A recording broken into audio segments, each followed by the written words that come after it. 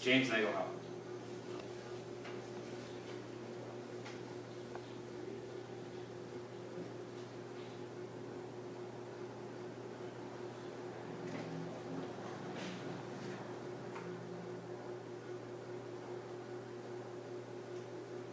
When we think of sports, we think of winning and losing. We don't associate sports with getting injured, concussions in particular.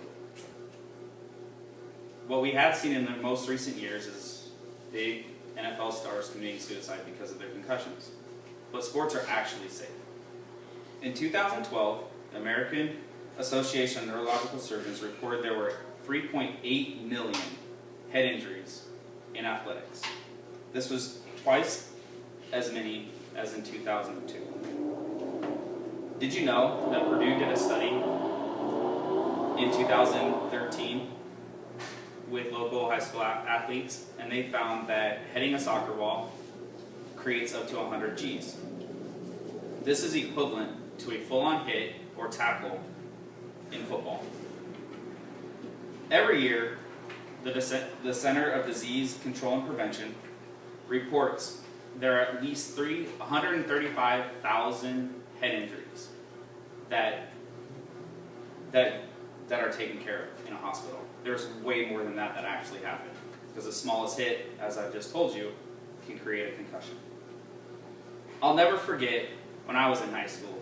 It was my junior year, and I was playing football. I got cracked. I had no clue where I was.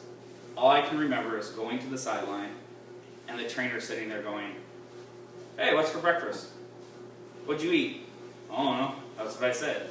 I knew I had a concussion, but I just had to answer a few questions to get back into the game. And I did, so I got to go play. Hockey and football have come up with some really good programs to help coaches identify the concussions. Let's talk about football. Prime example.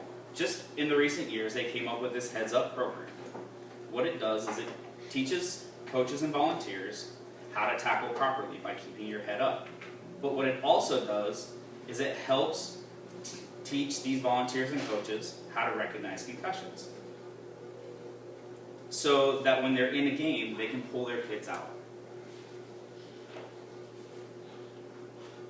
We also look at some of the states that have come up with better plans. Let's take California, New Jersey, the leading two in the nation.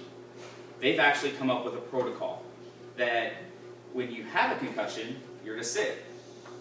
Someone on the sidelines will check you out, either an ambulance or a doctor that they have there on site. But then there are steps after that they have to go through. They have to be able to, U.S. Hockey loves video games. They want to show that you can still have hand-eye coordination and you're not getting a headache while you're playing games.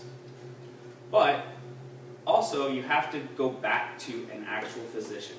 Get a written note before you can go back and play a physical game. This helps. It keeps our kids safe.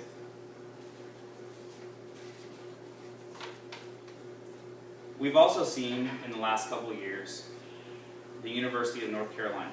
They've done a study. Now, I don't know if it's the best study in the world, but it was a study. They equipped all of their football players with the concussion monitoring system. So every time someone got hit, they could read it on a computer on the sideline. They're able to actually go grasp someone and say, "Hey, look, you too much force, you got to sit down, man. We're going to go through our protocol. If we feel that you're okay to play, you're good to go." And they let them go back in. We got to remember that sports are safe. There's a lot of technology out there that will take care of us. And I'll never tell you not to play a sport. It's just not right. Let your kids go out, protect them.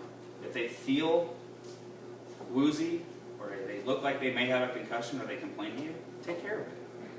Make sure that we keep our kids safe.